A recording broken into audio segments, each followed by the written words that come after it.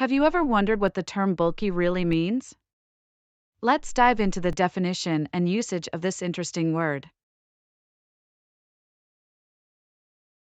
According to the Oxford English Dictionary, bulky means large and unwieldy in size or shape. So, it's describing something that is big, heavy, and difficult to handle or move. Think about a large, oversized piece of furniture or a heavy appliance. These types of items are considered bulky because they take up a lot of space and are cumbersome to transport. The word bulky can also be used to describe physical attributes. For instance, a person with a large, muscular build could be described as having a bulky appearance.